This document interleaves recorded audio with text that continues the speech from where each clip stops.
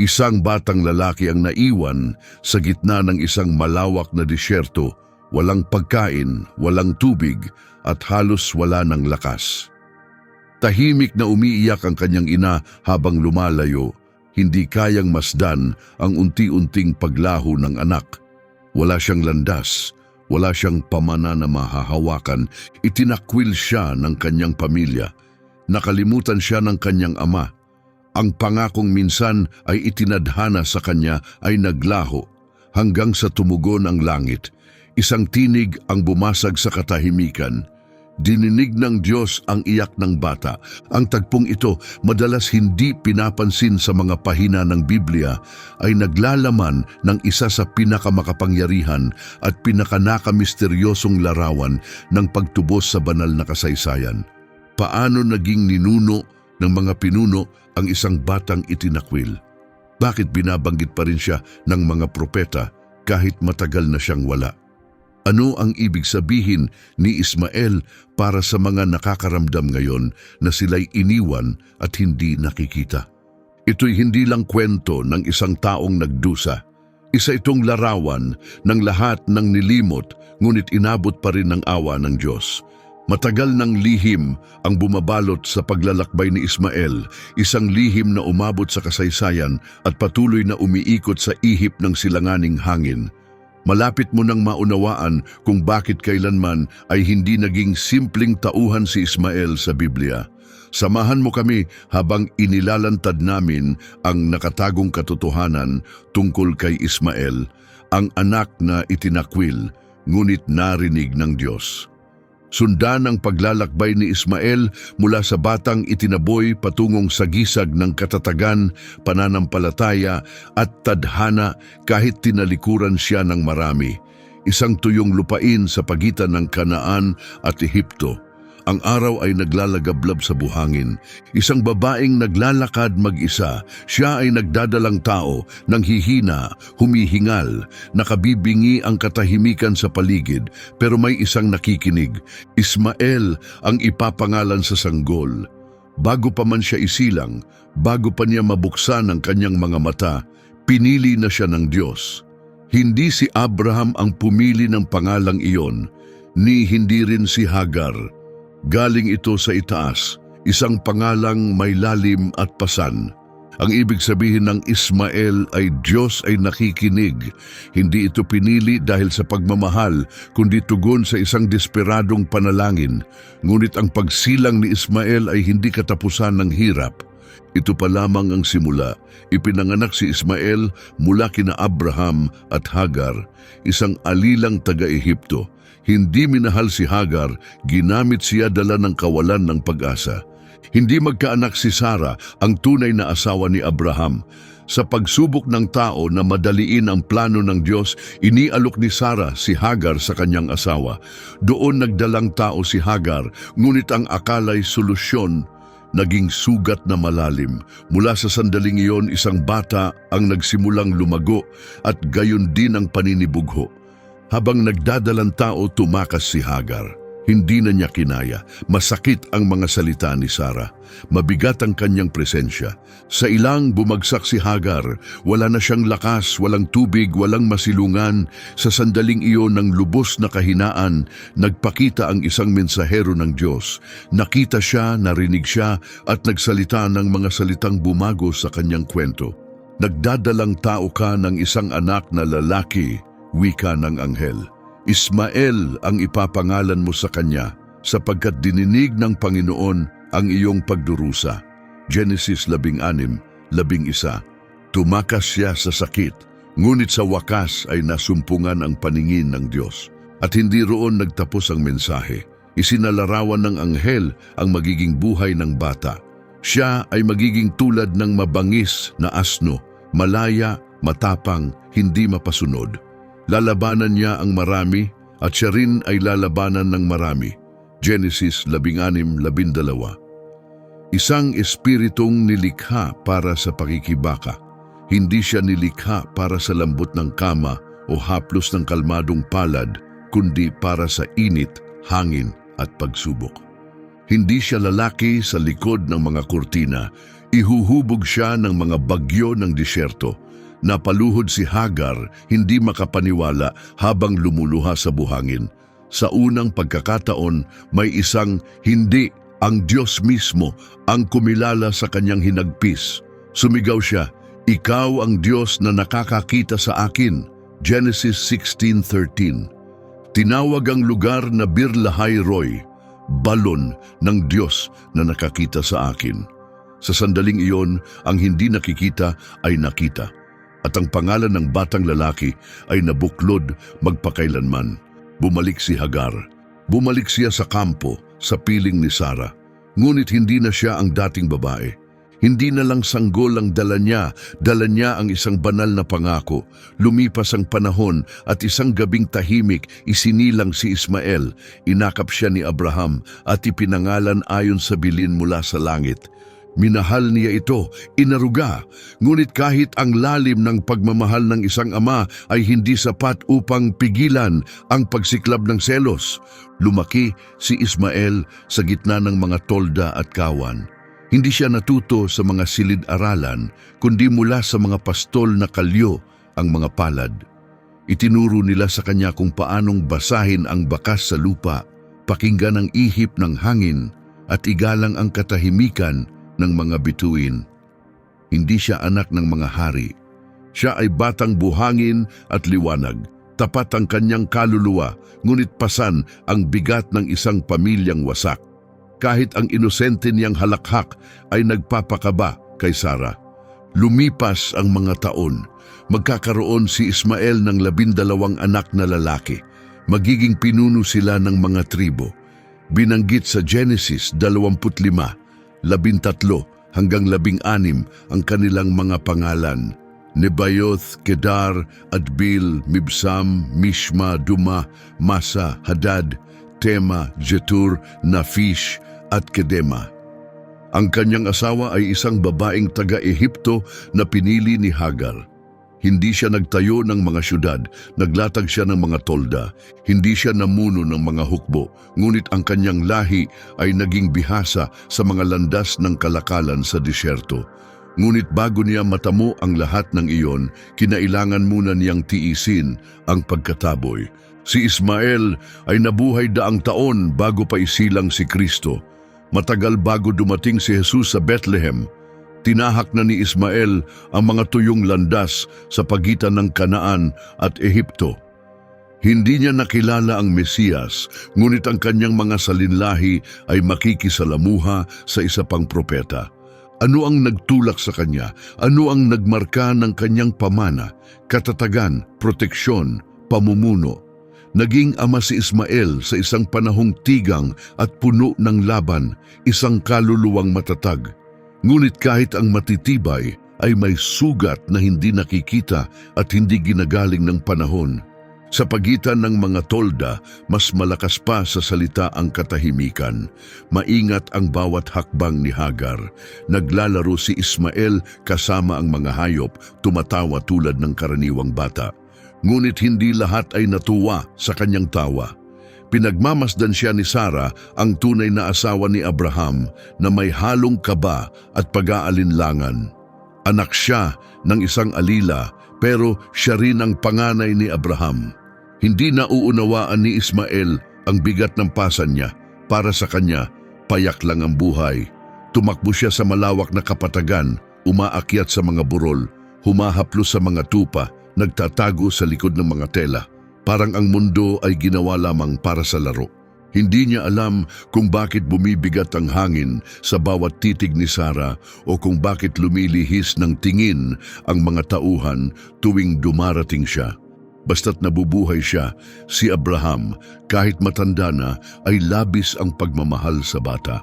Madalas niya itong isama sa mahabang paglalakad upang silipin ang mga balon o pagmasdan ang mga bituin.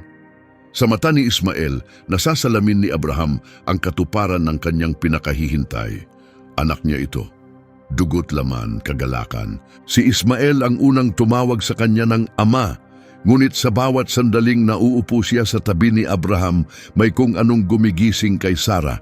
Isang bagay, Itinago niya iyon sa likod ng mga ngiting pilit at kilos na magaan, ngunit si Hagar ay napapansin ng lahat.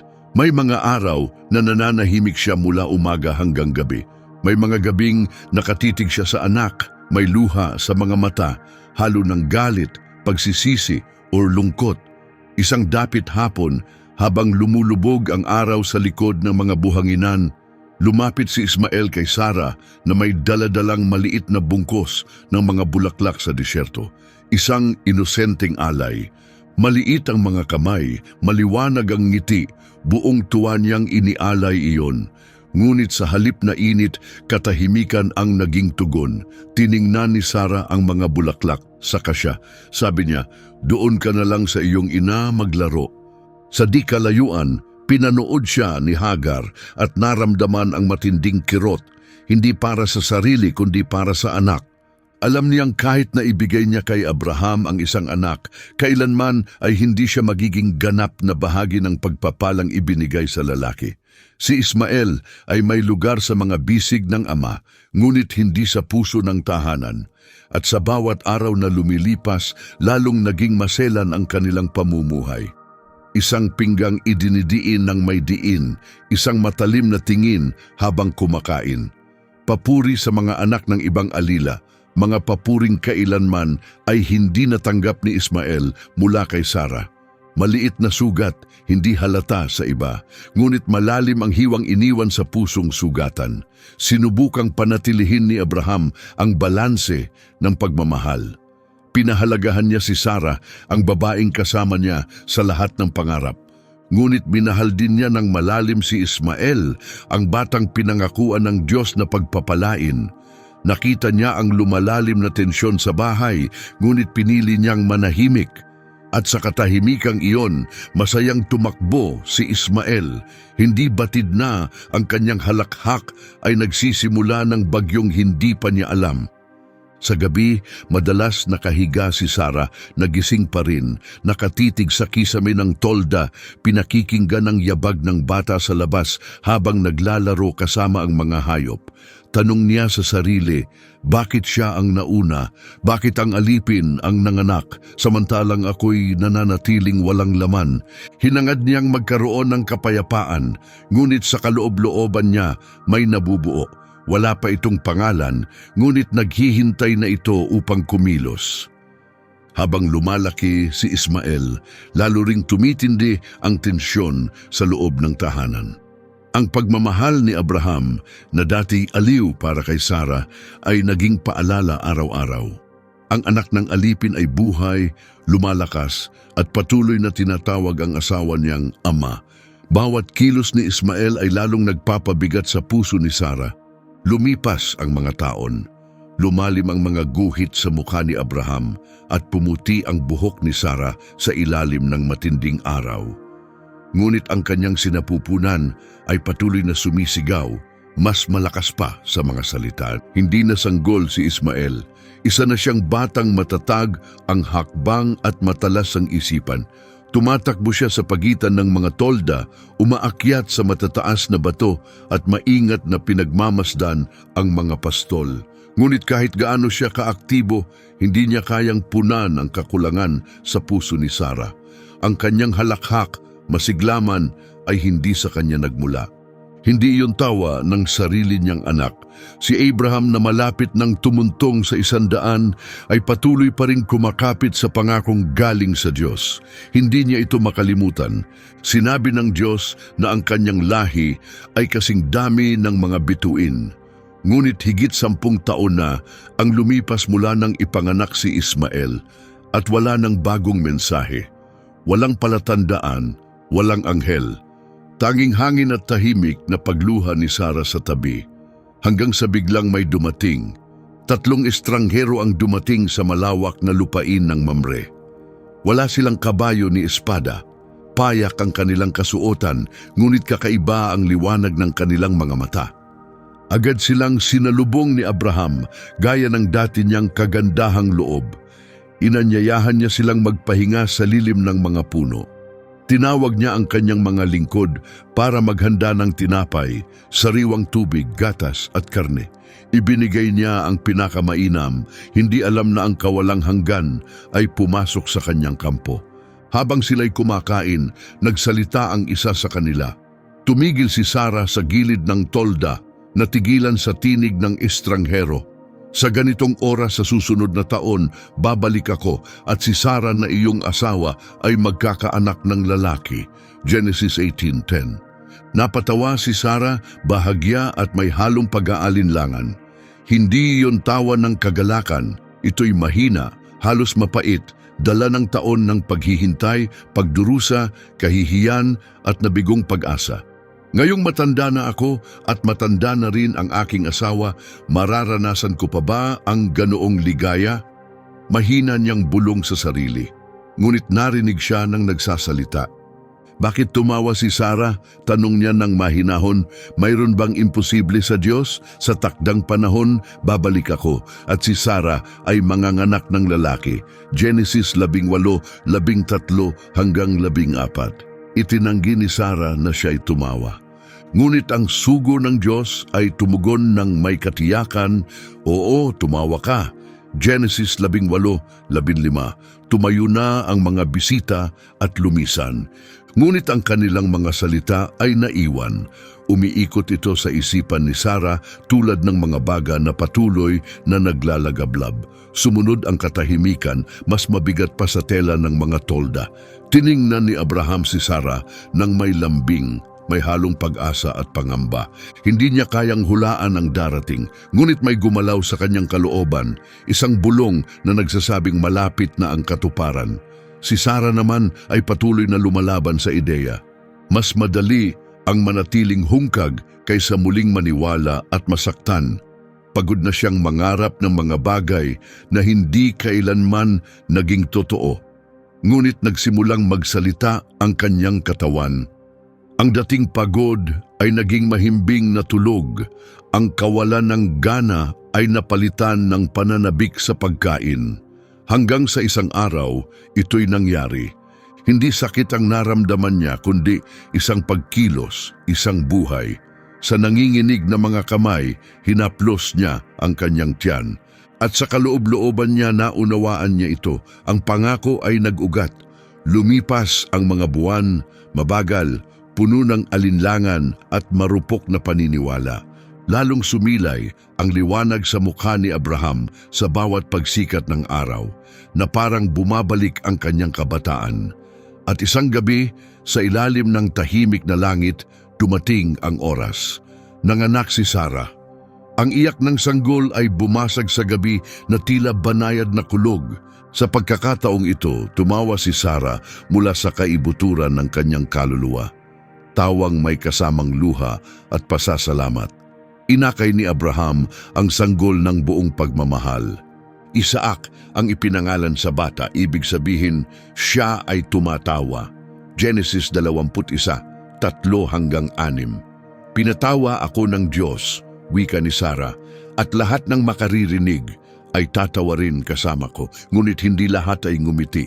Nakatanaw mula sa di kalayuan si Hagar, tahimik. Si Ismael, 14 na taong gulang, ay nakatingin sa sanggol. Hindi niya lubusang naunawaan ang pagbabagong naganap, ngunit may gumalaw sa kanyang damdamin. Ang puwang na dati kanya lamang ay hindi na kanya. Ang pagmamahal na dati sa kanya lamang, ipinupukol, ngayon ay hahati na. At higit pa roon, ang batang umiiyak sa loob ng tolda ay may taglay na pangalan at dugo ng tunay na asawa ang nakatali sa tipan ng Diyos. Sa mga sumunod na araw, kasayahan ang pumuno sa kampo. Inihanda ang mga putahe para sa piging. Nag-alay ng mga hayop, lumaking masigla si Isaac, puno ng sigla. Ang pansin ng lahat ay napunta sa kanya. At si Ismael nanatili, ngunit hindi na siya ang tampok, hindi na siya ang kaisa-isang anak. Sa isang piging bilang pagdiriwang sa pag-awat kay Isaac, isang mahalagang okasyon noon, nakita si Ismael na tumatawa. Maaring nang aasar o baka simpleng tawa lang ng kabataan. Ngunit napansin ito ni Sarah. Para sa kanya, hindi iyon inosente. Para bang muling nasugatan, muling nabuksan ang mga lumang takot. Lumapit siya kay Abraham, matalim ang tingin, matatag ang tinig. Paalisin mo ang alila at ang kanyang anak. Hindi siya maaring makibahagi sa mana ng anak kong si Isaac. Genesis 21:10. Nayanig si Abraham. Mahal niya si Ismael, ang kanyang panganay. Ngunit ng gabing iyon, nagsalita ang Diyos sa kanyang panaginip. Huwag kang malungkot tungkol sa bata o sa alila. Sundin mo ang sinabi ni Sarah. Sa pamamagitan ni Isaac, magmumula ang iyong tunay na lahi. Ngunit huwag kang mag-alala. Gagawa rin ako ng dakilang bansa mula sa anak ng alila sapagkat anak mo rin siya. Genesis 21:12-13. Kaya't bagaman mabigat sa puso, naghanda si Abraham ng tinapay at tubig at pinaalis sina Hagar at Ismael. Ang dati tahimik na tensyon ay naging masakit na paghihiwalay. Bago tayo magpatuloy, hinihiling namin ng iyong suporta. Mag-subscribe at mag-iwan ng like upang matulungan kaming maipagpatuloy ang pagbabahagi ng mahahalagang kwento mula sa Biblia. Ngayon, sundan natin ang landas na tatahakin ni Ismael. Mainit ang araw na iyon. Pinalamutian ang mga tolda ng makukulay na tela. Inihanda ang mga hayop at ang amoy ng inihaw na karne ay lumaganap sa paligid. Pumalakpak ang mga lingkod at nagsayawan, puno ng tawa, kasiyahan at awit. Si Isaac, ang matagal nang hinihintay, ay inawat. Isang sandali ng karangalan at tradisyon. Tiningnan ni Abraham ang pagdiriwang, tahimik ang kanyang mukha, ngunit puno ng damdamin ang kanyang mga mata. Buong buhay niyang hinintay ito. Yumakap si Isaac sa kanyang mga binti, masigla at masaya. Kumikislap sa galak si Sarah. Ngumiti ang buong pagkatao niya, ang kanyang mukha, ang kanyang gumaling na katawan, ang kanyang pusong napuno. Ngunit sa di kalayuan, tahimik na nakatayo si Hagar. Hindi siya nakisali sa tugtugan o sa usapan. Isang bagay lang ang nakatuon ang kanyang paningin. Si Ismael, 16 na taong gulang, ay nakatayo sa hanay ng mga matatanda. Hindi na bata, ngunit hindi pa rin sigurado kung saan siya nababagay. Maingat niyang minamasdan ang selebrasyon. Paminsan-minsan, napapatawa siya ng mahina kasama ng iba. May mga sandaling lumalayo siya, nag-iisa, tahimik, walang nakakaalam ng tunay niyang iniisip. Si Hagar lamang ang tunay na nakaunawa sa kanyang anak. Nang araw na iyon, may mabigat na damdaming lumutang sa hangin. Habang tumutugtog ang musika at sumisigaw ang masasayang tinig, may nakapansin kay Ismael na tumatawa. Maaring nang uuyam kay Isaac, ginagaya ito, o simpleng naghahanap lang ng pansin tulad ng mga kabataan. Ngunit si Sarah napansin ito. Para sa kanya, hindi iyon biro, isa itong hamon, isang sugat na muling nabuksan, parang apoy na muling binigyan ng sindi. Lumapit siya kay Abraham, matalim ang mata, matatag ang tinig. Palayasin mo ang alila at ang kanyang anak. Hindi siya maaaring makibahagi sa mana ng anak kong si Isaac. Genesis 21:10. Napatigil si Abraham. Tumagos sa kanya ang mga salita, mas masakit pa sa anumang sibat. Palayasin si Ismael, ang kanyang panganay, ang batang inakay niya, itinuro sa pangangaso, ipinanalangin. Gumalaw ang mundo niya.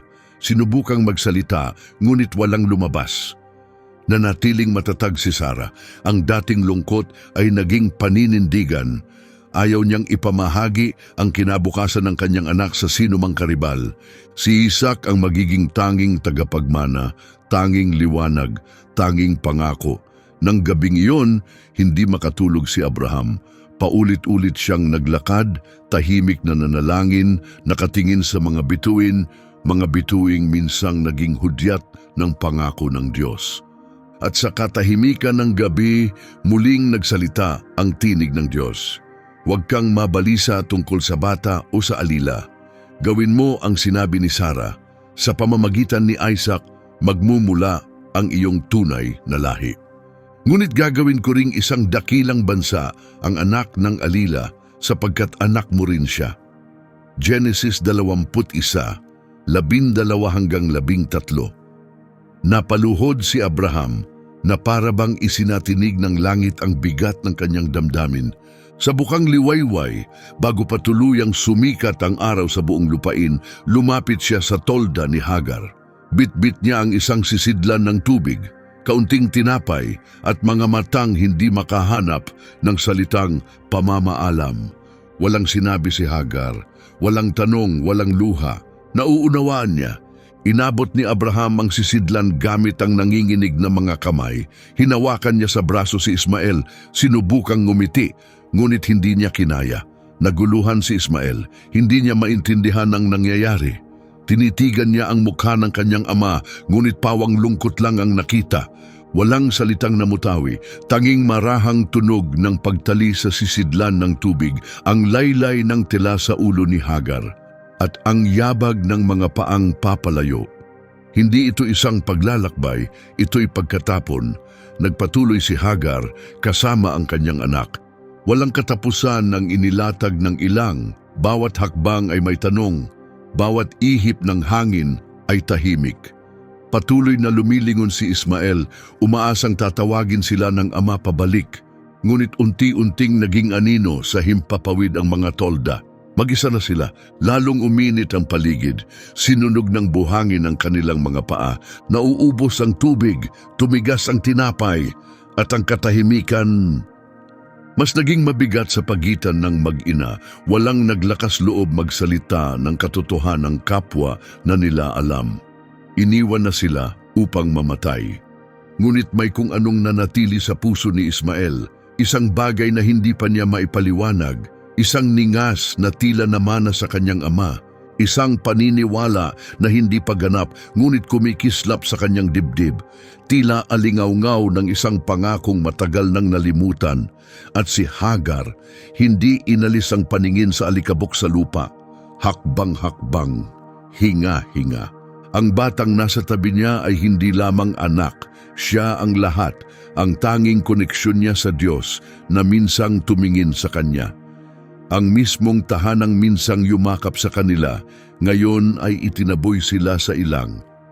Ang init ng disyerto ay hindi lang panahon, ito'y parusa, malupit sa lamig nito, masakit sa init nito.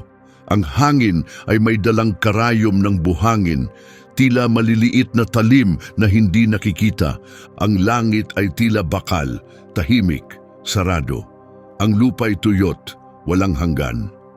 Nasusunog ang paa ni Hagar habang napupunit ang kanyang mga sandalyas sa lupang bato ng Beersheba. Sumunod si Ismael, ngunit wala na ang dating lakas ng batang tumatakbo sa mga pastulan.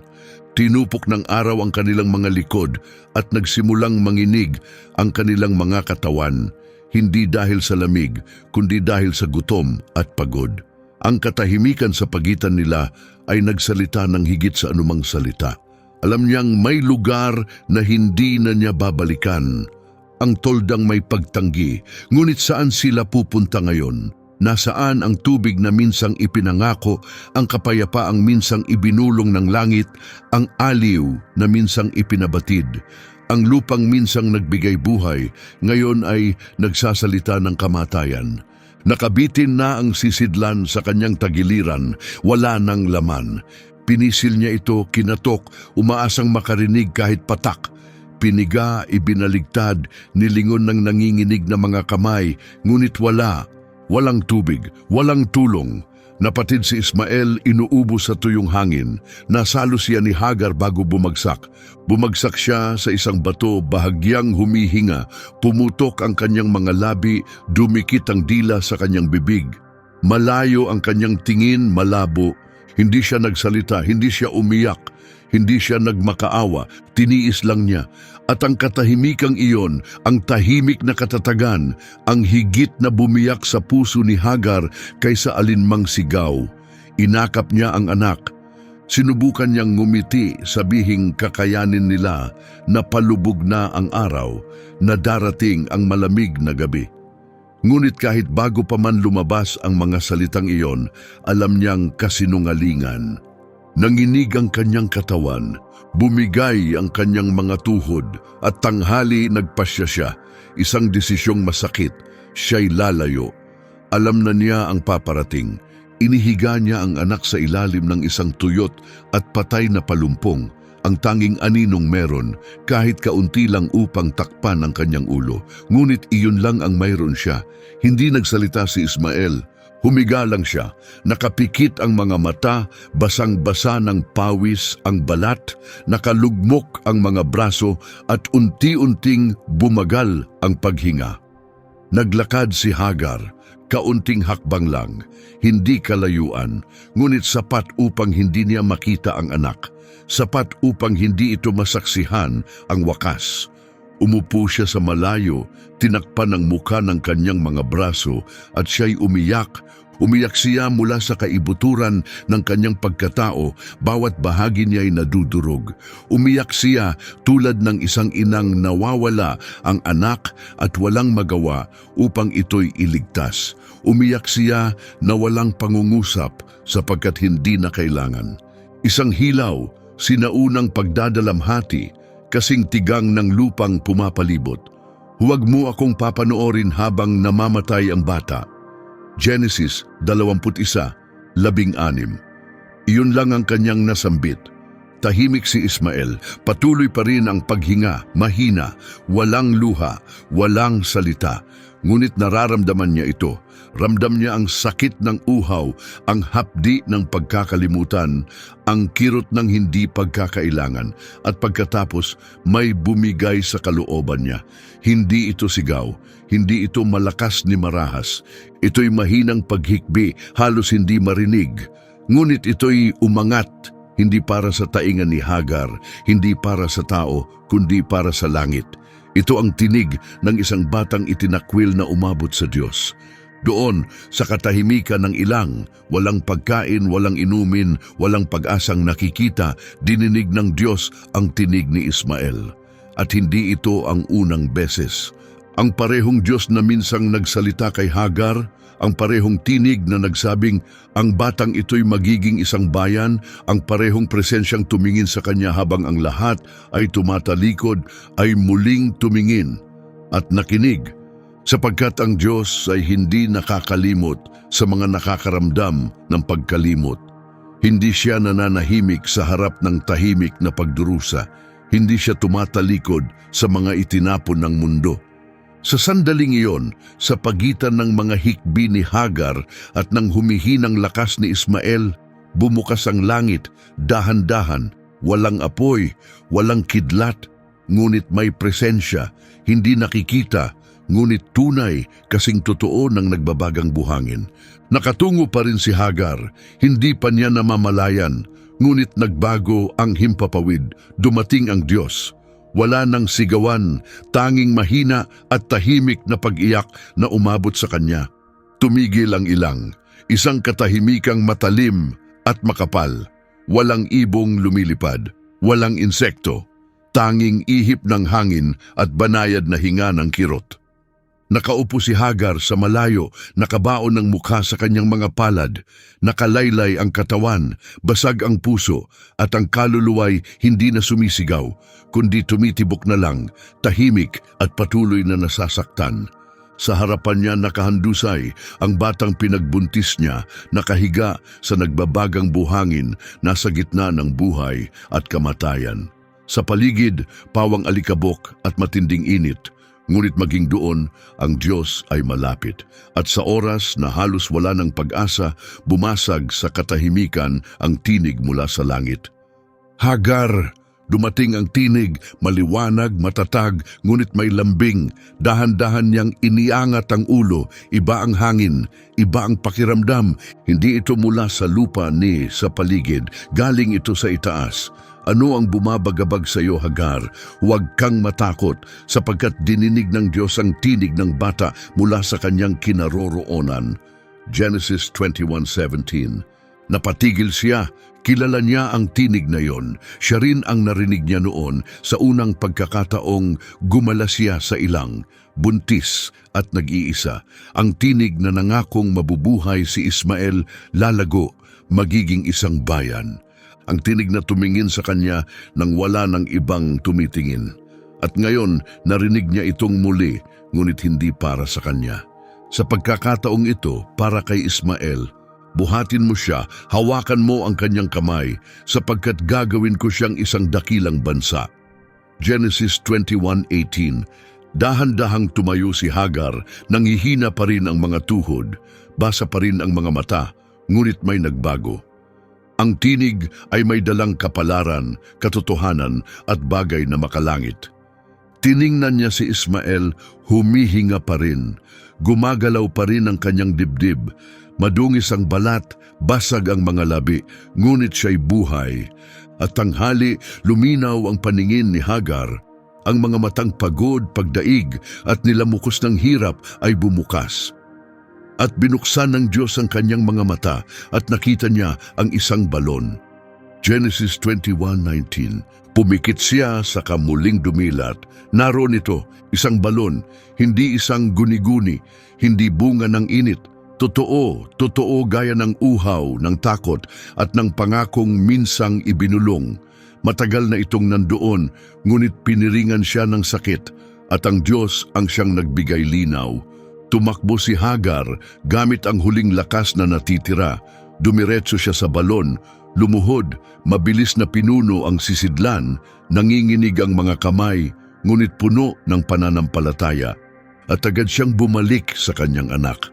Maingat niyang iniangat ang ulo ng anak, ibinuhos ang tubig sa kanyang mga labi, saka sa loob ng bibig, at pagkatapos ay sa kanyang mukha at unti-unting lumalim ang kanyang paghinga.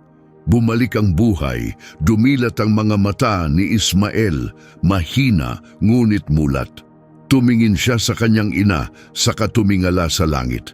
At sa sandaling iyon, sa ilalim ng parehong araw na minsang sumunog sa kanila, muling nabuhay ang pangako.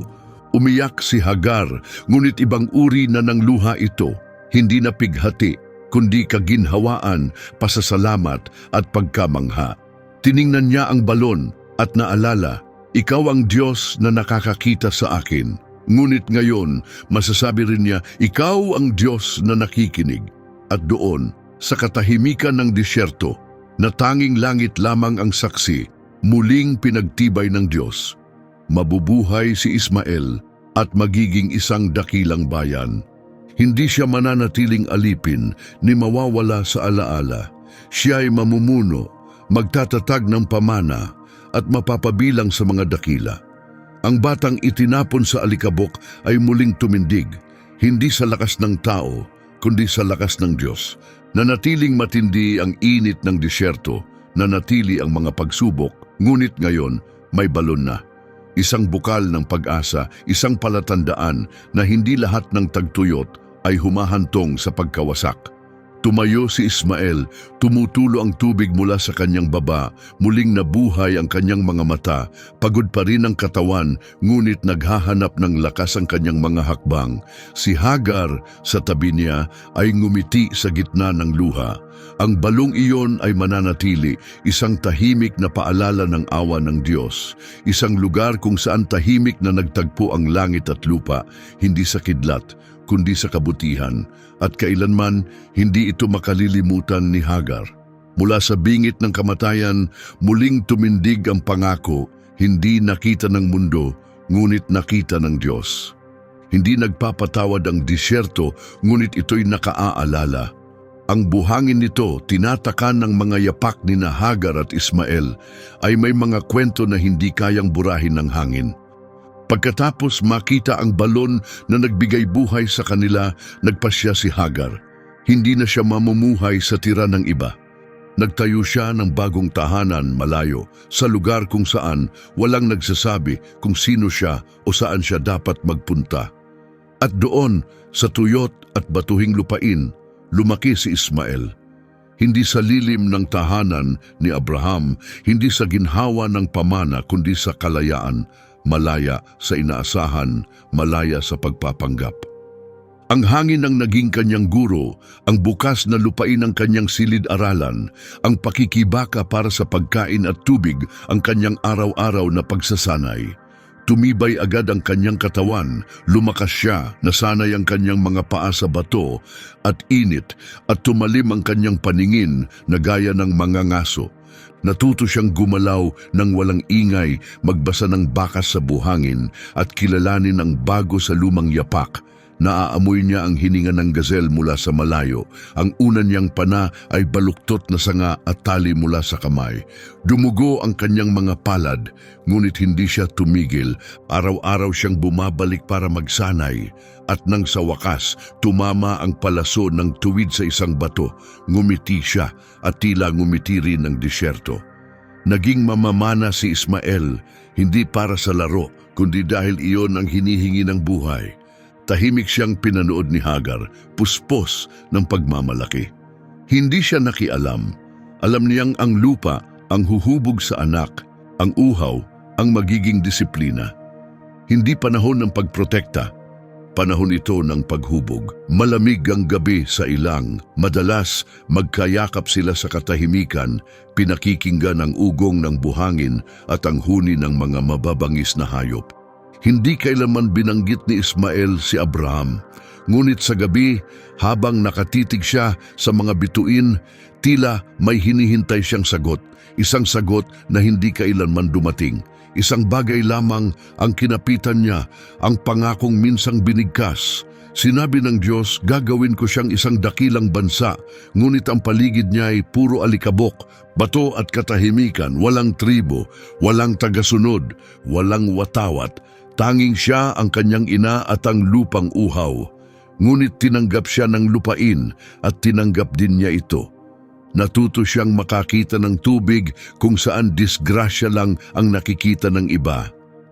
Nakahukay siya ng mga tagong bukal, mga batong nagbibigay ng anino, mga ugat na may nakatagong hamog. Naging bahagi siya ng lupain, bahagi ng araw, bahagi ng mga nilalang sa disyerto. At kalaunan, kumalat ang kanyang pangalan, Ismael ang mandirigmang mula sa timog. Ang mangangaso na hindi kailangang nakadilat ang mga mata, ang mamamanang hindi lumilihis ang palaso. Ang mga manlalakbay na nakasalubong niya ay binanggit ang kanyang pangalan. May takot ang ilan, paghanga ang iba. Ngunit kahit mataas na ang kanyang katayuan, nanatili siyang nag-iisa. Ramdam iyon ni Hagar at sa kaibuturan ng kanyang puso, alam niyang kailangan ng anak niya ng higit pa sa pananatiling buhay. Kailangan niya ng tahanan kahit gawa lamang sa tela.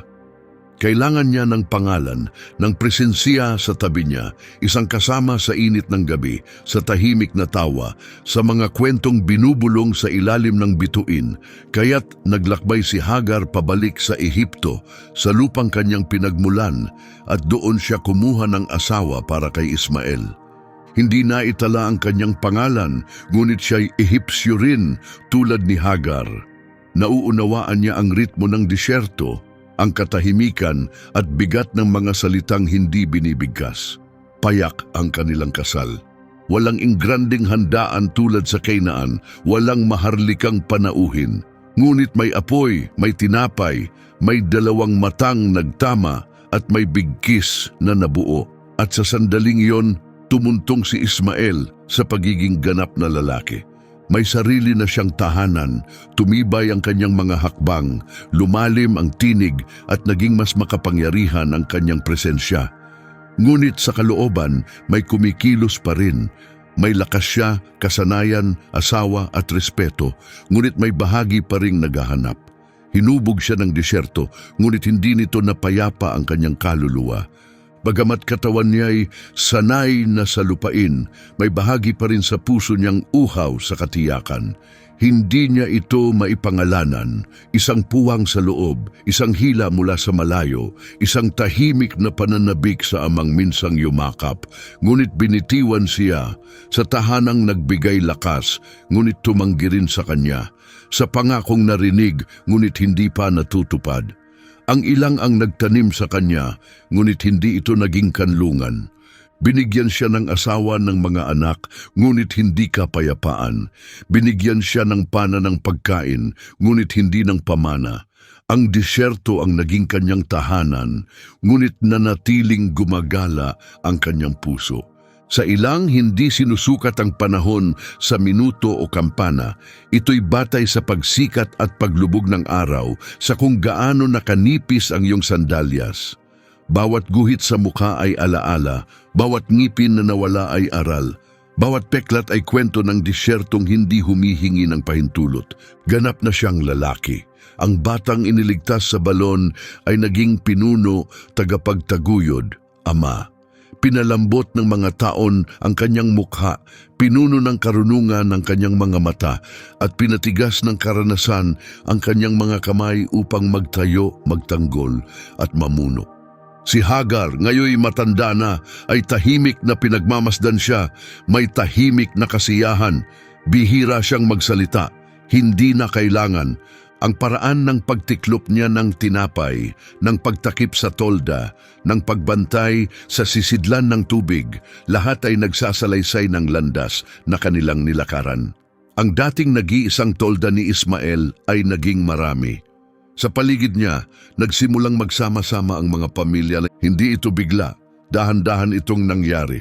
Ang mga anak mula sa kanyang asawang Ehipsyo ay lumaki. Mga lalaking tulad niya, isinilang sa ilalim ng walang awang langit, pinalaki ng hiyaw ng hangin, hinubog sa pakikibaka para sa bawat patak ng tubig. Sa kalaunan, bawat isa sa mga anak ni Ismael ay nagtayo ng sariling tolda. 12 silang binanggit sa Genesis 25, 13 hanggang 16. Nebayot, Kedar, Adbeel, Mibsam, Mishma, Duma, Masa, Hadad, Tema, Jetur, Nafis at Kedema. Lahat ay may dugong palaboy. Hindi nila minana ang mga palasyo, ngunit dala nila ang espiritu ng amang nagtagumpay sa lupang kinatatakutan ng iba. Wala silang muog, ngunit minana nila ang hangin, malaya at matatag. Hindi sila nagtayo ng mga syudad, ngunit kinamit nila ang lupa. Wala silang korona, ngunit nagtayo sila ng mga tolda ng may dangal at dumami ang mga ito. Kalat sa ihip ng hangin, ang mga manlalakbay na dumaraan sa kanilang lupain ay nakaranas ng dangal at pag-aaruga. Ang mga tribong lumalayag ay tinatanggap ng may katarungan at ang mga umaatake ay humaharap sa matinding depensa. Wala mang hari ang mga ito, sinusunod nila ang isang tao, ang tumagal sa panahong pinadapa ang iba. Ang 12 anak ni Ismael ay naging mga pinuno. Lumawak ang kanilang mga pangkat. Ang sinimulan bilang isang pamilya ay naging kinikilalang bayan, isang bansa sa gitna ng ilang. Mga taong walang muog, ngunit may matibay na pagkakakilanlan. Hindi nagsuot ng balabal si Ismael, ngunit pinakinggan siya.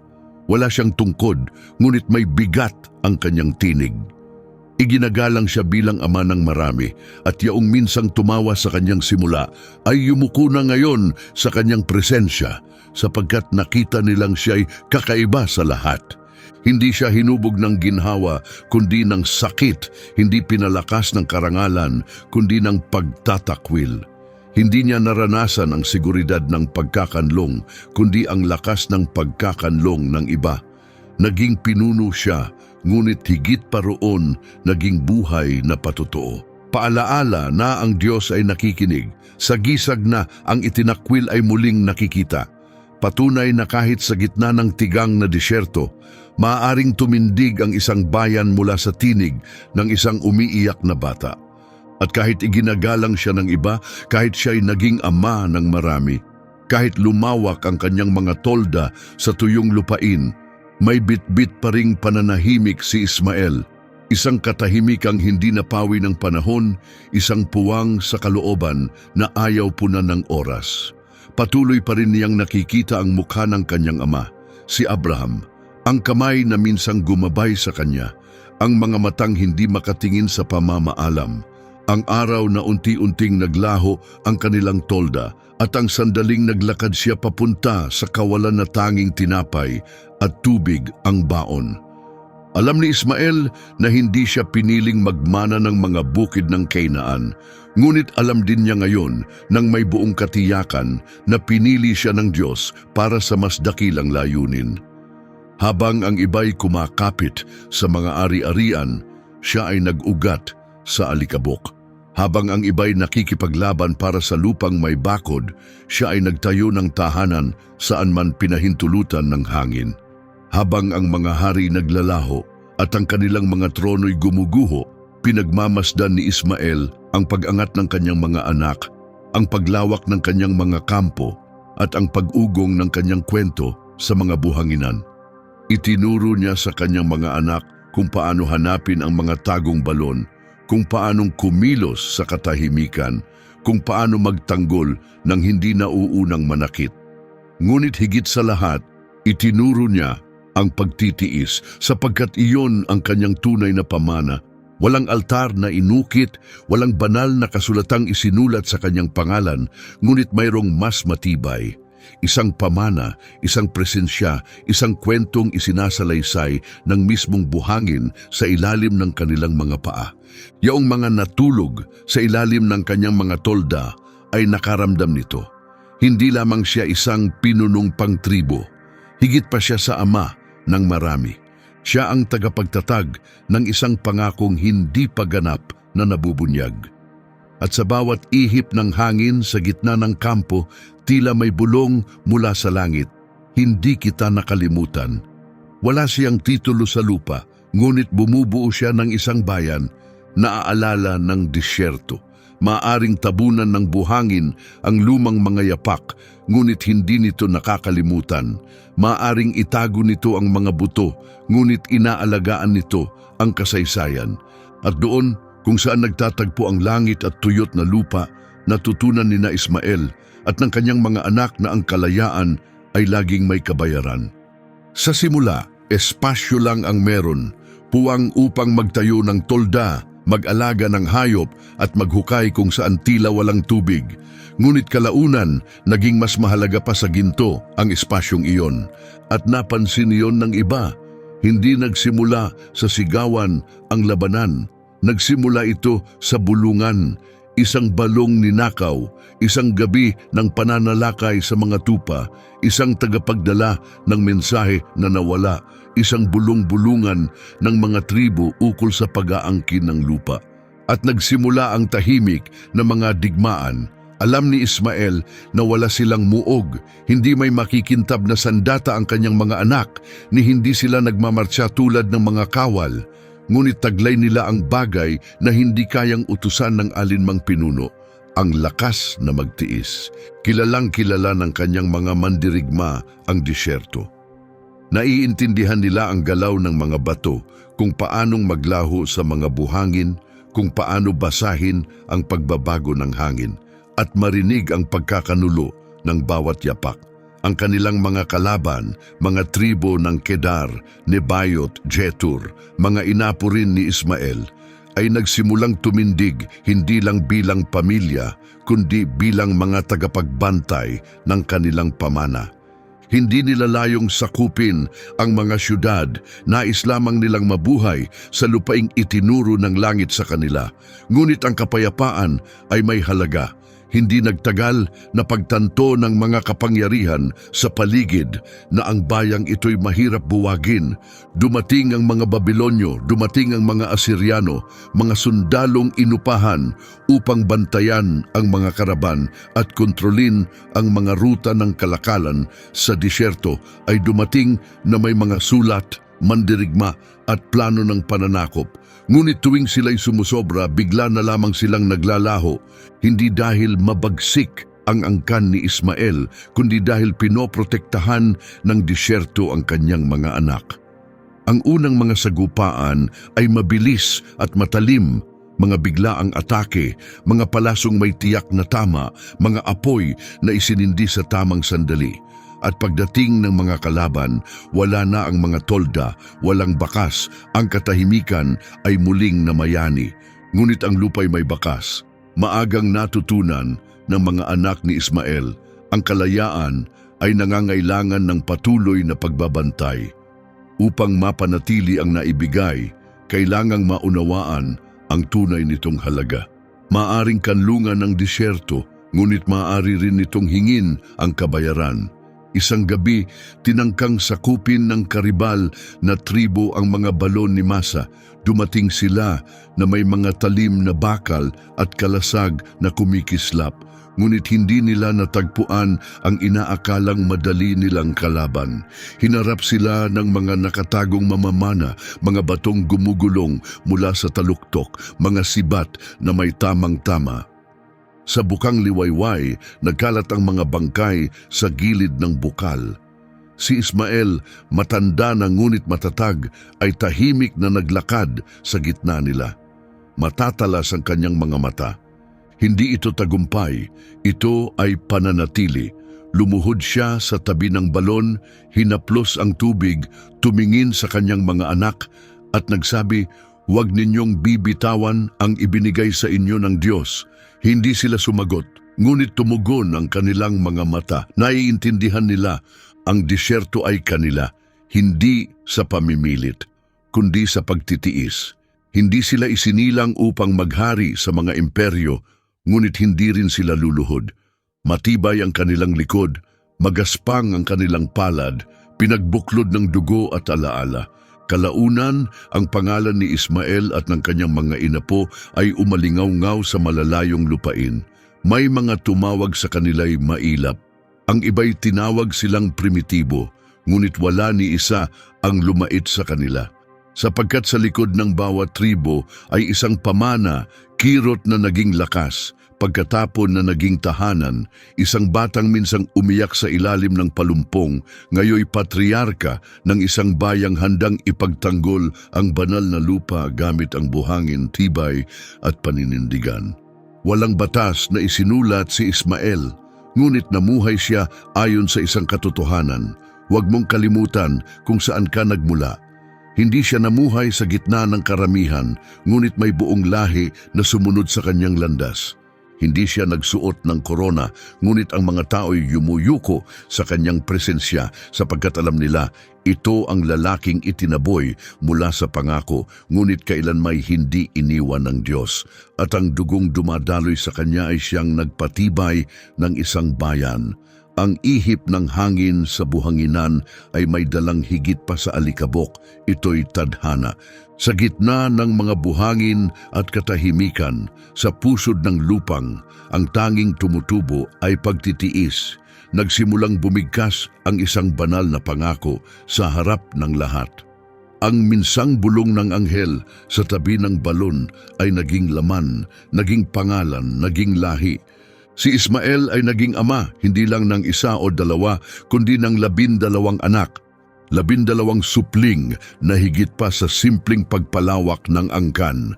Sila ang naging ugat ng mga buong bansa. Lumawak ang kanilang mga tribo, tumira at inangkin ang disyerto sa pagitan ng Ehipto at Assyria. Hindi sila karaniwang tagapagmana, sila ay maharlika, tulad ng sinasabi ng banal na kasulatan. Genesis 25:16. Ang bawat pangalan ay may layunin, bawat pangalan ay nagsasaad ng isang diwa, bawat pangalan ay pamana ng isang batang minsang umiyak sa ilalim ng tinik habang ang kamatayan ay dumarating. Ngayon, ang mga anak na iyon ay naglalakad sa buhangin bilang mga pinuno. Ang panganay, si Nebayot, marangal at matuwid, ay namuno ng may linaw at katarungan. Nakilala ang kanyang bayan sa katapatan at saganang kawan.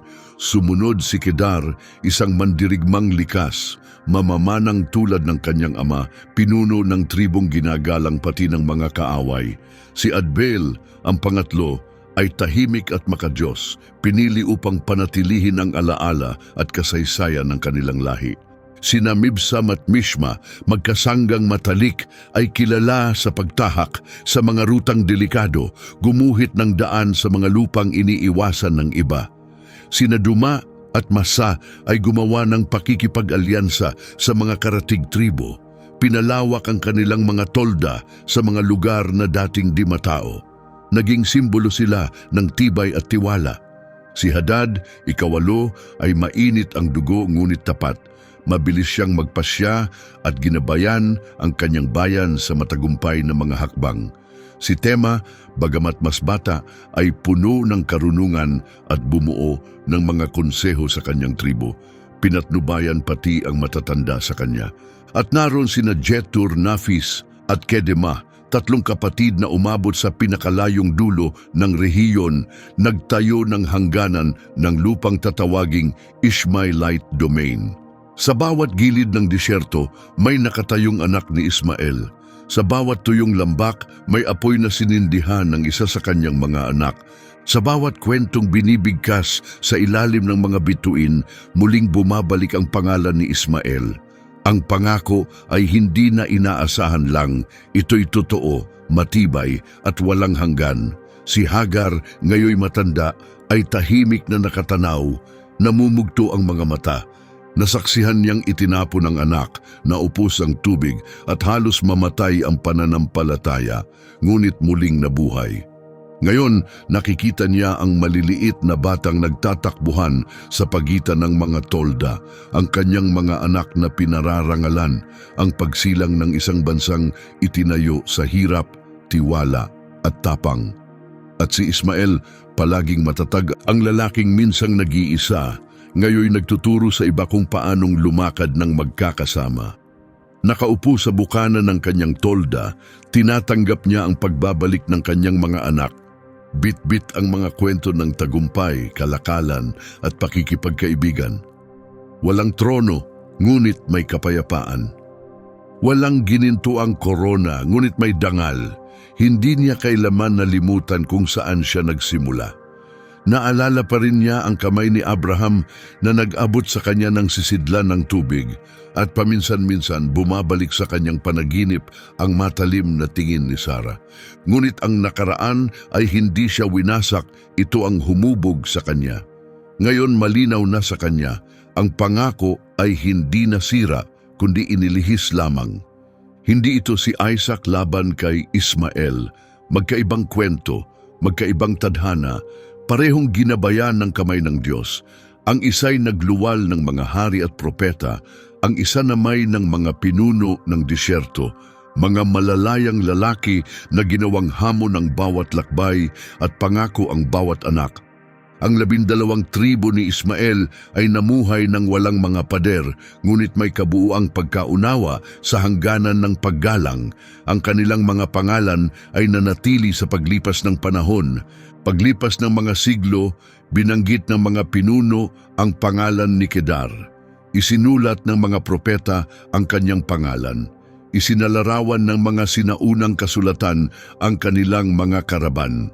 Nagpatuloy ang mga Ismaelita sa mga tala ng kasaysayan, sa alamat at sa alaala ng mga lahi. At lahat ito'y nagsimula sa isang batang nasa bingit ng kamatayan at sa isang inang hindi kayang masdan ang wakas.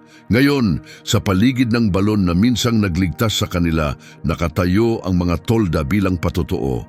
Sama-samang nagtitipon ang mga anak, naglalaro ang mga bata, nagluluto ang mga ina, at ibinabahagi ng matatanda ang mga kwento. Isang bansa ito, isang tunay na bansa na walang trono, walang kuta, ngunit puno ng layunin, diwa at pagkakakilanlan. Lumalakad si Ismael sa kanilang piling, tinitingnan ang lupaing hindi niya namana, kundi pinanaligan at pinagsikapan. Ang kanyang mga kamay ay pinanday ng panahon, ang kanyang mga mata ay lumalim dahil sa karanasan, at ang kanyang tinig ay nananatiling may bigat. At kapag siya'y nagsalita, nakikinig ang kanyang mga anak. Tinatawag niya ang 12 tuwing sumasapit ang panahon upang muling ikwento ang nakaraan. Ang sandaling dininig ng Diyos ang kanyang tinig, ang araw na nabuksan ng mga mata ng kanyang ina sa tubig, ang pangakong akalay nawala, ngayoy natupad sa kanyang harapan. 12 anak, 12 pinuno, at isang pamanang isinulat sa walang katapusang buhangin ng panahon. Walang oras sa disyerto. Ang panahon ay sinusukat sa alaala at sa pasensya ng paghihintay. Ipinapakita ang edad sa mata, pasanin sa balikat at karunungan sa pagitan ng mga salita. Si Ismael ay naging tunay na patriarka. Ang kanyang buhok, dating singitim ng anino sa disyerto, ngayoy kumikislap na sa ilalim ng araw. Ang kanyang balat ay may tatak ng panahon, ngunit ang kanyang katawan ay matatag pa rin. Hawak pa rin niya ang pananang may kahusayan at sa mga tribo ang kanyang pangalan ay katumbas ng lakas. Walang nagwalang bahala sa kanya, maging ang kanyang mga kaaway ay nagbigay galang. Higit pa siya sa mga ngaso, higit pa siya sa pinuno. Siya'y isang alamat na isinilang sa pagkatapon, isang lalaking hindi kabilang sa tipan, ngunit ginawang pamana ang pag-iisa. Tumawid ang kwento ni Ismael sa mga disyerto at lambak, inukit sa hininga ng hangin, isinambit ang kanyang pangalan sa mga rutang pangkalakalan, iginagalang ng mga negosyante at binabanggit ng mga pinuno ng tribo. Kapag nabanggit siya, nag-iiba ang ihip ng hangin. Sinasabing hindi siya kailanman nabigla na naririnig niya ang pagdulas ng ahas sa buhangin mula sa malayo, na ang kanyang pana ay tila bahagi ng kanyang katawan at ang kanyang mga palasoy lumilipad gaya ng hanging taglay ng disyerto. Hindi ito mga alamat, ito'y alaala. Minsan, isang pangkat ng magnanakaw mula sa hilaga ang nagtangkang agawin ang isang balon ng kanyang mga inapo. Dumating sila sa ilalim ng dilim, may dalang mga espada at panlilinlang, umaasang masusorpresa nila ang kampo. Ngunit hindi nila inakalang si Ismael mismo ang nakabantay. May pana sa likod, matalim ang mata at mga paang nakabaon sa buhangin. Humarap siya sa pagitan ng mga umaatake at ng tubig. Hindi siya nagsalita. Ang unang palaso na sumitsit sa dilim ang nagsabi ng lahat. Tumama ito sa lupa malapit sa pinuno ng kalaban, isang malinaw na babala, walang halong pag-aalinlangan. Umatras ang mga sumalakay, walang labanan, walang salita, sapagkat alam nilang ang taong ito ay humarap na sa mga pagsubok na higit pa sa kanilang maiisip. At hindi lamang ang mga kaaway ang kumilala sa kanyang lakas. Ang kanyang mga anak ay nagtipon sa paligid ng apoy, tahimik na nakikinig, na tila tumatanggap ng karunungan mula sa isang propeta. Ngunit kailanmay hindi inangkin ni Ismael ang kadakilaan. Nagsalita siya ng may kababaang loob. Inaalala hindi lamang ang mga tagumpay, kundi pati ang mga hikbi ng kanyang ina, ang tagong balon at ang tahimik na pagitan nila ng kanyang ama. Sinabi niyang ang katahimikan ang nagturo sa kanya kung paano makinig sa disyerto, sapagkat ang disyerto ay hindi nagsasalita. Nakikipag-usap ito sa galaw ng hangin, sa init ng liwanag, sa kawalan ng tunog. Doon niya natutunang kumilos ng di nakikita, mangaso ng walang sayang, magbantay ng walang dahas, mamuno ng hindi naghahari. Higit sa lahat, natutunan niyang mabuhay nang hindi kumakapit sa mga bagay na hindi naman kailanman inialok. Hindi niya kailanman naranasan ang umupo sa trono at hindi niya ito kinailangan. Ang pamumuno ay dumating sa gawa, sa kolektibong alaala na sila'y bumangon mula sa wala, ngunit ngayoy wala ng kulang. Taglay nila ang kalayaan, layunin at isang pangalang hindi na nakatali sa pighati kundi sa paggalang. Sa mga pagtitipon ng mga tribo, kapag ang matatanday nagtatakda ng mga landas, nagpapalitan ng yaman o bumubuo ng mga alyansa, lagi siyang huling nagsasalita. Hindi dahil kulang siya sa tinig, kundi dahil ang kanyang salita ang nagsasara ng usapan. Hindi niya kailangang sumigaw, ngunit kapag siya'y nagsalita, tumatahimik ang lahat. Maikli ang kanyang sinasabi, ngunit batid ng lahat, taglay nito ang karunungan ng maraming henerasyon na tila pati ang buhangin ay tumitigil upang makinig. At hindi kailanman nalalayo sa kanya ang kanyang pana. Laging malinis, laging handa.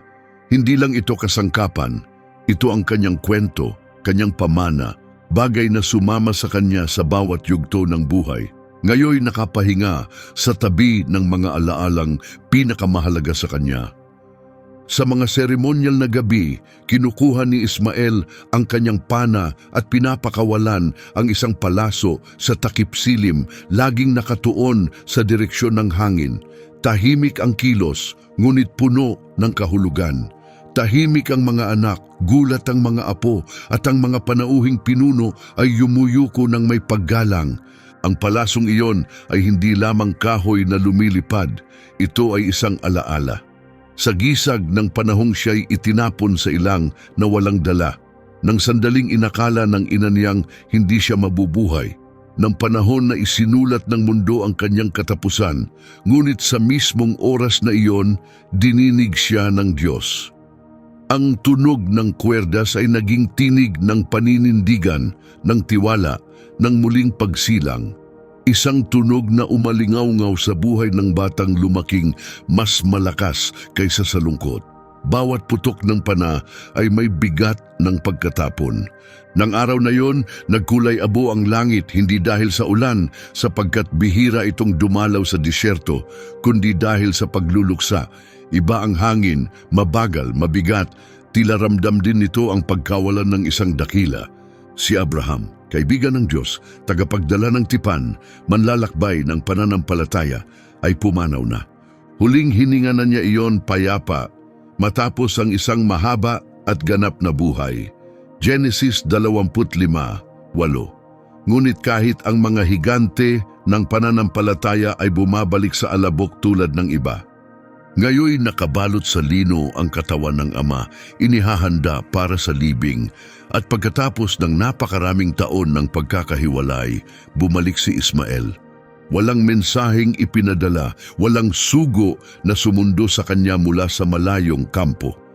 Ngunit alam niya, laging alam ng dugo, nararamdaman ng kaluluwa, at ang magkaagapay na espiritu ay nararamdaman kung may pagbabago. Dumating siya bago pa man makapagtanong si Isaac kung paano siya tatanggapin. Bumaba siya sa kanyang kabayo, lumakad ng matatag, may pana sa likod, dala ang guhit ng panahon at aninong tahimik ng batang minsang siya.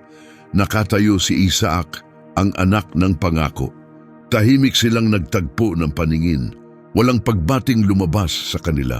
Hawak ni Isaac ang lambong sa katawan ng kanilang ama. Tumayo si Ismael sa bukana ng tolda at ibinaba ang kanyang ulo. Ang kilos na iyon ay nagbura ng mga taon. Sa katahimikang iyon, ang buong nakaraan ay naroon. Ang iyak sa disyerto, ang tuyong sisidlan ng tubig, ang pananahimik ni Abraham, ang presensya ng Diyos, lahat naroon, nakalatag sa pagitan ng dalawang magkapatid at ng kanilang ama. Magkasama nilang binuhat ang katawan papuntang kuweba ng Makpela, ang mismong lugar na pinili ni Abraham kung saan inilibing si Sarah. Isang lugar na naging banal dahil sa pilak sa sakripisyo at sa matatag na pananalig ng isang lalaking iniwan ang lahat para sa pangakong hindi pa nakikita. Sila mismo ang nagbuhat sa katawan, walang lingkod ang lumapit, walang ibang humawak. Tanging dalawang anak, isa mula sa pangako, isa mula sa ilang, sa magkabilang panig ng lalaking nagbigay sa kanila ng buhay at sa parehong hakbang ang naghati sa kanila. At sa tahimik na libing walang awit, walang pagsigaw, ngunit ang katahimikan ay nagsalita higit pa sa pag-iyak, mas malalim kaysa sa panaghoy. Ikinuwento nito ang lahat ng pwedeng naging, ngunit hindi naging. Ang lahat ng kinuha ng panahon at hindi na ibinalik. Tinitigan ni Ismael ang batong panakip sa libingan na parang sumisilip sa salamin. Sa ilalim nito ay nakahimlay ang amang kanyang minahal na hindi na niya muling makikita. Ang lalaking nagbigay sa kanya ng buhay at ng pagkatapon. Ang lalaking umibig sa kanya at nagpalayo rin. Ngunit walang hinanakit si Ismael, may kirot oo, malalim na pananabik, ngunit walang galit sapagkat itinuro sa kanya ng panahon na may mga sugat na hindi ginagamot ng puot kundi ng pag-unawa. At sa harap ng libingan, naunawaan niya. Si Abraham ay kumilos sa pagsunod, naniniwalang iyon ang daan ng Diyos. At siya, si Ismael, ay hindi nawala, bagkus lumago. lumakas at naging ama ng isang bansa. Bumalik siya hindi dala ang galit, kundi upang ilibing ang lalaking humubog sa kanyang simula. Sa kabilang panig, si Isaac ay tahimik ding nabagabag. Ang lalaking kaharap niya ay parehong pamilyar at banyaga, ang kanyang kapatid, ngunit di niya kilala. Ang batang pinaalis ay ngayoy pinunong bihasa, ulo ng marami. At sa sandaling iyon, sila'y hindi magkaaway, hindi pinili laban sa tinanggihan, kundi magkapatid na nagluluksa sa kanilang ama. Nanatili ang katahimikan, walang yakapan, walang matatalas na salita, tanging respeto.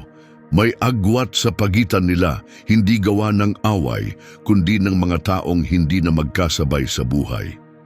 Nang bumagsak ang huling dakot ng lupa, si Ismael ang unang lumisan. Sumakay siya sa kanyang kabayo, tumingin sa bungad ng kuweba at saka lumisan, hindi tumatakas, kundi ipinagpapatuloy ang kanyang paglalakbay. Nanatili si Isaac, siya ang magdadala ng pamana ng pangako, maninirahan sa piling ng mga kawan, mga altar at isang angkan na binuo sa pananampalataya. Ngunit kailanman, hindi na niya muling makikita ang kanyang kapatid. At si Ismael, hindi na rin muling bumalik, tinawag siya ng ilang. Ang pag-iisa ang kanyang santuwaryo, ang kalayaan ng kanyang katotohanan. At kahit nagkahiwalay ang kanilang landas, nanatiling magkaugnay ang kanilang mga kwento. Sapagkat ang ugnayan ng magkapatid ay hindi kayang punitin ng mga taon ng paghihiwalay o ng libingan. Ang Diyos ay hindi nakakalimot. Noong araw na iyon, magkasamang inilibing ng dalawang magkapatid ang kanilang ama. Ngunit ang agwat sa pagitan nila ay nanatili. Ang disyerto ay hindi lamang nagtatakip. Ito'y nagkukubli, ngunit nag-iingat din. Tulad ng pergaminong dinadala ng hangin, inaalagaan nito ang alaala ng mga taong minsang lumakad na may tapang at dangal. Ang pangalan ni Ismael ay hindi na lamang kanya. Isa na itong sagisag, isang tinig ng mga ninuno na umaalingaw-ngaw sa bawat henerasyon sa kabuuan ng mga disyerto ng Arabia, mula sa gilid ng Ehipto hanggang sa ilog Euphrates, mula kabundukan hanggang baybayin. Isang pangalang binubulong ng hangin sa mga pamilihan at tolda ng mga nomad. Kontrolado ng mga inapo ni Ismael ang mga ruta ng kalakalan, hindi sa dahas, kundi sa karunungan, kakayahang umangkop, malinaw na pananaw at matibay na loob. Kabisa nila ang bawat bukal, ang lilim ng bawat bato at ang padron ng mga bituin na gumagabay sa mga karaban. Para sa kanila, ang disyerto ay hindi hadlang, kundi isang buhay na mapa. Pinangasiwaan ng mga Ismaelita ang mga rutang nagdadala ng ginto, insenso, asin, pabango, rekado at mira. Ang mga negosyante mula Phoenicia, Babylonia at Ehipto ay kailangang makipag-ayos sa kanila, tumawid sa kanilang lupa at igalang ang kanilang patakaran. Sino mang nagnanais na marating ang mga malalayong lupain ay kailangang dumaan sa mga buhangin na binabantayan ng mga anak ni Ismael. Ang mga tolda ng Kedar, halimbawa, ay naging maalamat. Hinabi ng mga kababaihan ng tribo mula sa matibay na itim na tela, ang mga ito'y nanatiling matatag laban sa bagyo at panahon. Kitang-kita mula sa malayo, nagbibigay ito ng senyales, pagbati o babala. At paglipas ng mga siglo, binanggit pa rin sila ng mga propeta ng Israel. Isaias, Jeremias, Ezekiel, lahat sila'y nagsalita tungkol sa mga inapo ni Ismael bilang hindi maikakailang puwersa sa kapangyarihang umiikot sa disyerto. Hindi ito pananakop, ito'y impluensya. Hindi pamumunong pilit kundi autoridad na nag-ugat. Ang mga inapo ni Ismael ay bumuo ng mga organisadong angkan.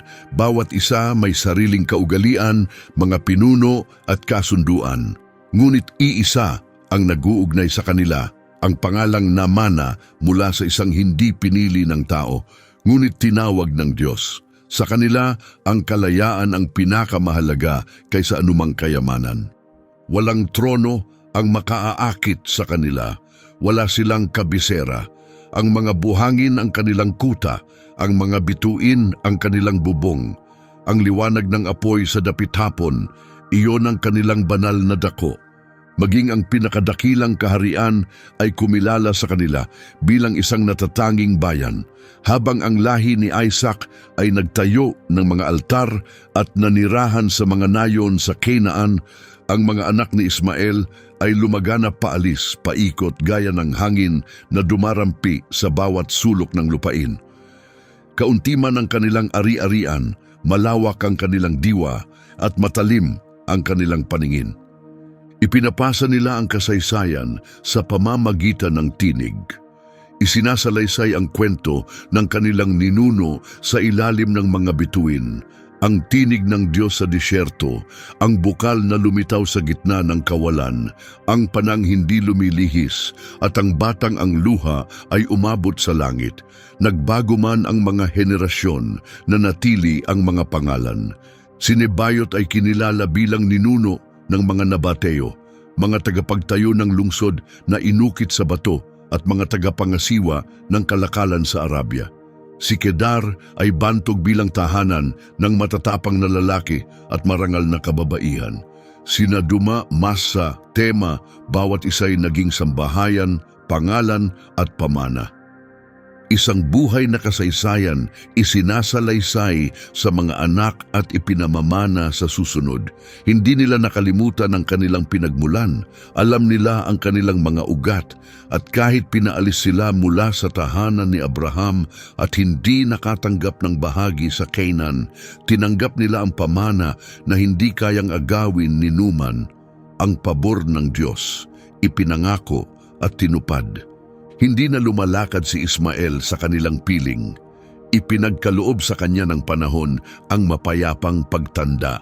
Ngunit ang hindi na niya nasasaksihan ay pinasan ng kanyang mga inapo. Sa bawat oasis, isang angkan. Sa bawat pamilihan, isang pamana. Sa bawat karaban ay may dalang bahagi ng espiritu ng isang minsang humarap sa kamatayan at iniangat ng kamay ng makapangyarihan.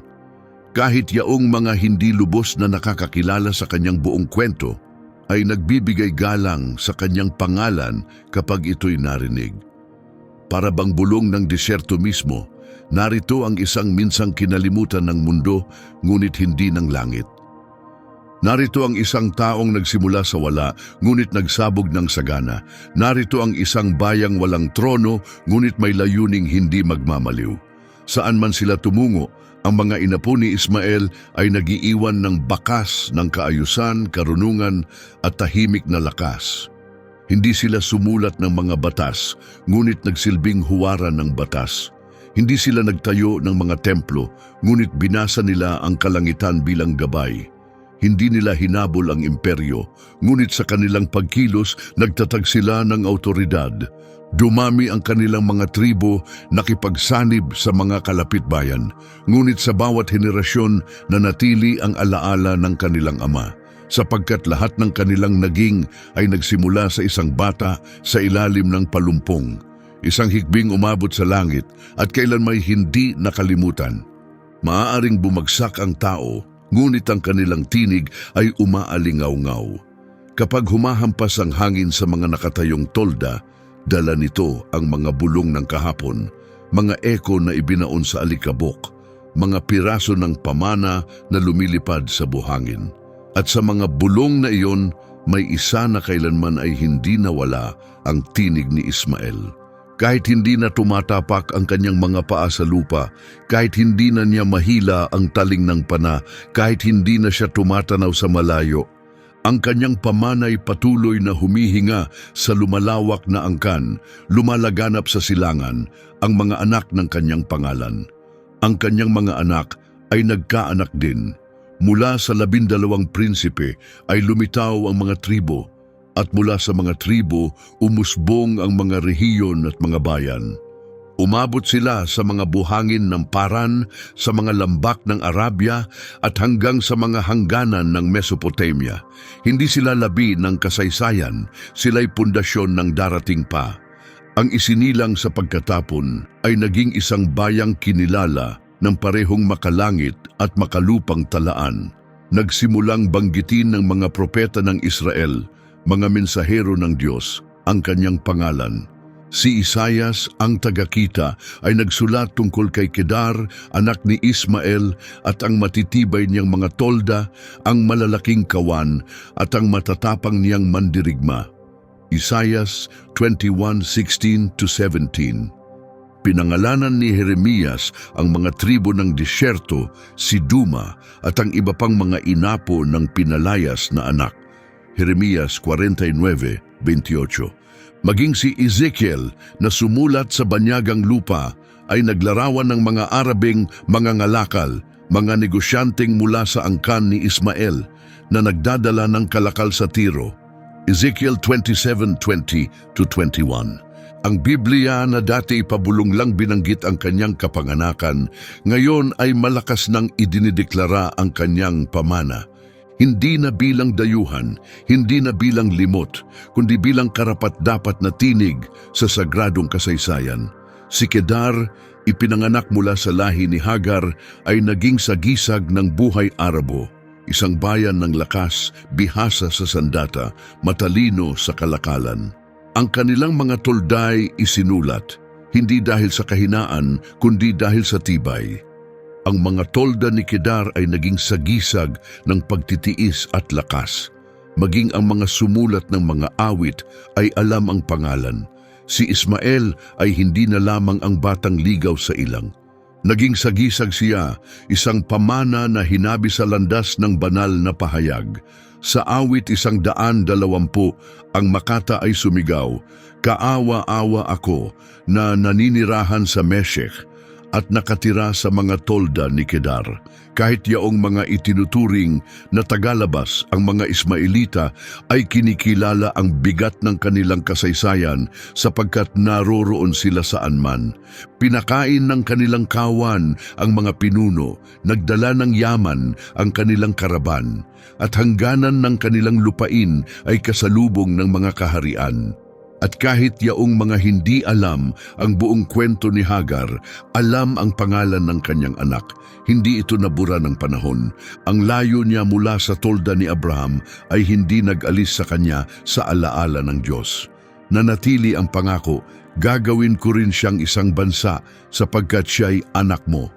Genesis 21:13. At ngayon naririnig na ng mundo ang alingaw-ngaw ng pangakong iyon.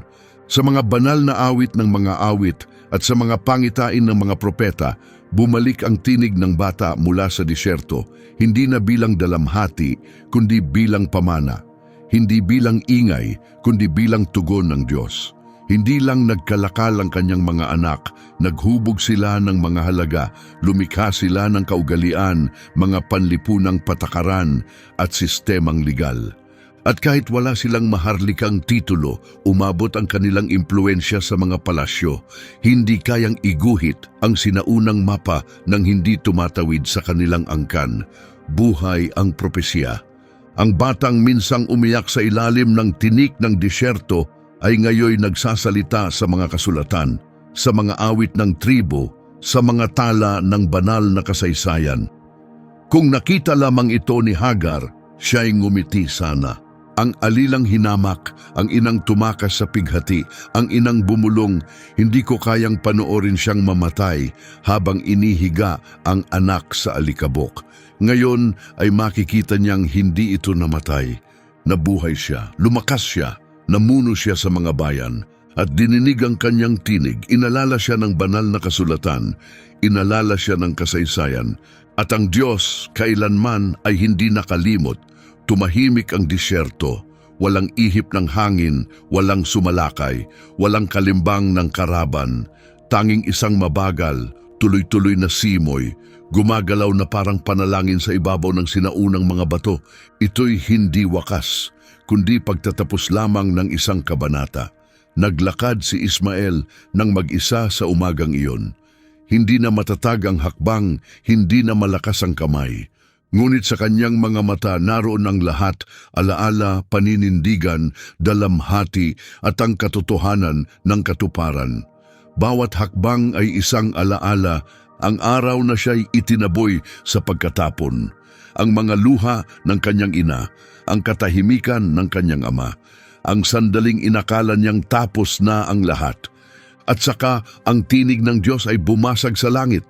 Dininig ng Diyos ang batang iyan. Genesis 21:17, hindi niya kailanman nakalimutan ang mga salitang iyon. Hindi lamang ito banal na kasulatan, ito ang buod ng kanyang buhay, inipon sa isang pangungusap. Habang ang kanyang paglalakbay ay papalapit sa huling kabanata, tumingin siya sa nakaraan, hindi na may hinanakit, kundi may kaliwanagan. Bagamat itinakwil siya ng tao, iniangat siya ng Diyos. Bagamat pinalayas mula sa mga tolda, binigyan siya ng lupa mula sa langit. Bagamat hindi isinama sa tipan, siya ang naging katuparan nito para sa marami. Sa wakas, naunawaan ni Ismael ang hiwagang laging bumabalot sa kanya, maging bago pa siya isilang. Hindi aksidente na ang kanyang pangalan ay nangangahulugang dininig ng Diyos, sapagkat pinatunayan ng kanyang buhay na nakikinig ang Diyos maging sa mga kinalimutan ng mundo. Sa unang Samuel 2:30 na susulat, ang nagpaparangal sa akin ay pararangalan ko, ang humahamak sa akin ay hahamakin ko. Wala mang pamana si Ismael sa daigdig, ang kanyang pananampalataya ay matatag. Hindi siya nagtayo ng mga altar, ngunit lumakad siya sa pagsunod. Walang sigaw ng pagpapala na tumambad sa kanya, ngunit may tahimik na mga kasagutang dumating, mga kasagutang nagbago ng kinabukasan. Habang ang iba'y uhaw sa karangalan at pamana, si Ismael ay lumakad sa mga gilid, at sa mga gilid na iyon, lumikha ang Diyos ng mga bagong simula. Hindi siya iniwan ng Diyos, ni minsan. Nang walang salitang namutawi kay Abraham, ang Diyos ay nagsalita pa rin. Nang palayasin siya ni Sarah, binuksan ng Diyos ang lupa upang lumitaw ang bukal. Nang walang silungan, walang agos at walang lilim, ang mata ng Diyos ay nasa kanya pa rin.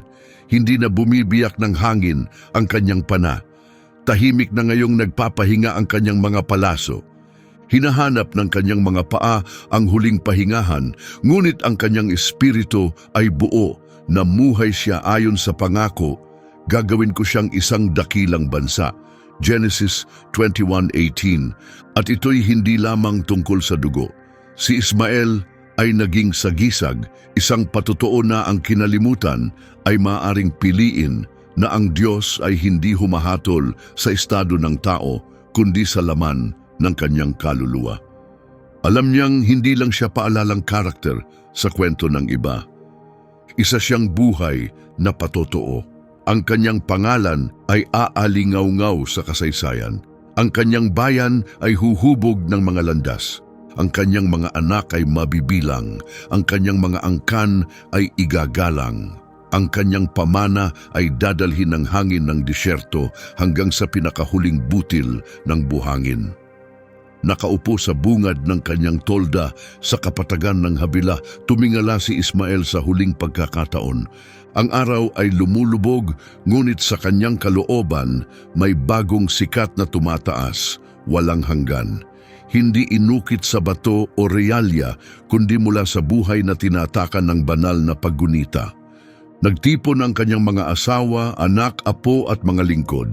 At sa sagradong sandaling iyon, wala siyang mahabang pamamaalam.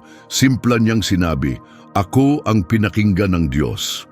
At naunawaan nila, sapagkat ang kanyang paglalakbay ay naisulat sa magaspang na palad nila, sa mga talampakang kupas ng mga sandalyas at sa tibay ng kanilang mga tribo. Nakinig ang Diyos, tumingin ang Diyos, inalalayan ng Diyos, humimlay si Ismael sa piling ng kanyang mga mahal. Siya'y isinama sa kanyang bayan, at sa katahimikan ng disyerto na yumakap sa kanya sa huling pagkakataon, walang panaghoy, tanging paggalang. Ang tinig ng batang minsang kinalimutan ng mundo ay ngayoy umabot sa langit. Narinig siya ng Diyos, nakita siya ng Diyos, tinupad siya ng Diyos, at ang minsang itinakwil ay naging walang hanggan. Maaring lumipas ang panahon, ngunit ang mga pangako ng Diyos ay hindi nawawala. Patuloy sa paggalaw ang mga buhangin, tinatangay ang mga yapak na matagal nang nawala. Isinilang ang mga tribo, bumagsak ang mga imperyo, muling sumibol ang mga bansa. Ngunit sa lahat ng kwentong iningatan ng disyerto, isa ang nananatili, ang kwento ni Ismael. Siya ang batang hindi inaasahang mabuhay. Ang iniwan, pinutol mula sa mga pangakong makatao, itinakwil ng mga dating kanyang pamilya. Ngunit siya rin ang piniling pakinggan ng Diyos. Hindi nagtayo ng templo si Ismael, ngunit ang kanyang pangalan ay naging pundasyon ng isang bayan. Hindi siya namuno sa Jerusalem, ngunit ang kanyang mga inapo ay nagtayo ng mga toldang lagpas sa abot tanaw. Hindi siya naupo sa tabi ng mga hari, ngunit ang kanyang dugo ay dumadaloy sa kamay ng mga mandirigma, mga mapanlikha at mga makata. Umabot ang kanyang espiritu sa mga siglo. Hindi maaaring isalaysay ang kasaysayan ng gitnang silangan o ng sangkatauhan nang hindi binabanggit ang kanyang pangalan. Ang mga anak ni Ismael ay naging malalakas na tribo, mga Kedarita, Nabateo, Temanita. Ang kanilang pamana ay mababasa pa rin sa mga guho at kasulatan. Sa tradisyong Islam, si Ismael ay iginagalang bilang propeta at patriarka, ninuno ni Muhammad, ang huling propeta ng Islam. Para sa maraming Muslim, ang kanyang dugo ay sumasalamin ng tapat na pagsunod sa Diyos at ang kanyang buhay ay ilaw ng pagpapasakop at pagtitiis. Ang kwento ng kanyang kahandaang ialay ang sarili kasama ang kanyang amang si Abraham ay ginugunita taon-taon tuwing Eid al-Adha, isang pagdiriwang ng pananampalataya at tiwala sa karunungan ng Diyos.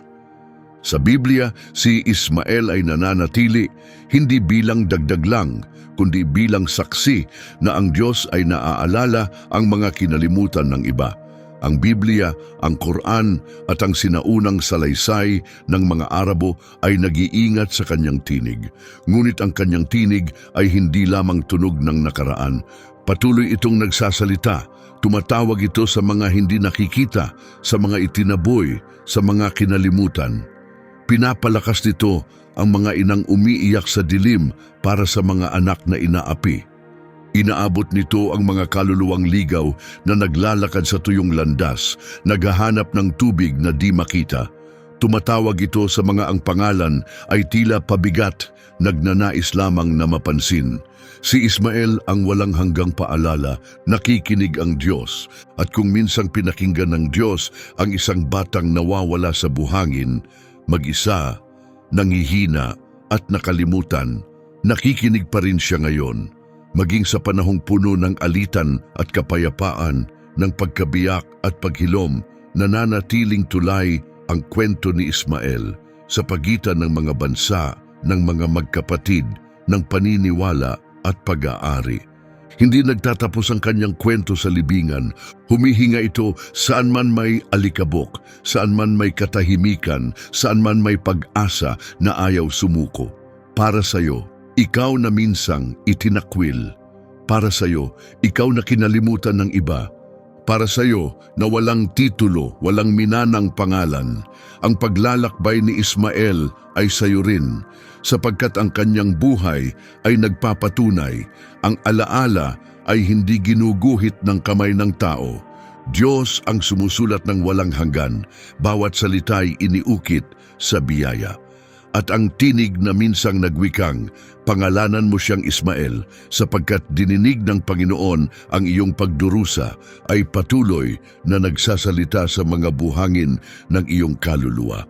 Maaaring makalimot ang mundo, maaaring lumingon ang mga tao sa iba, ngunit ang Diyos ay nakikinig. Ang Diyos ay tumitingin, ang Diyos ay tumutugon. At ang kwento ni Ismael ay hindi lamang isinasalaysay, ito'y patuloy na nagsasalita.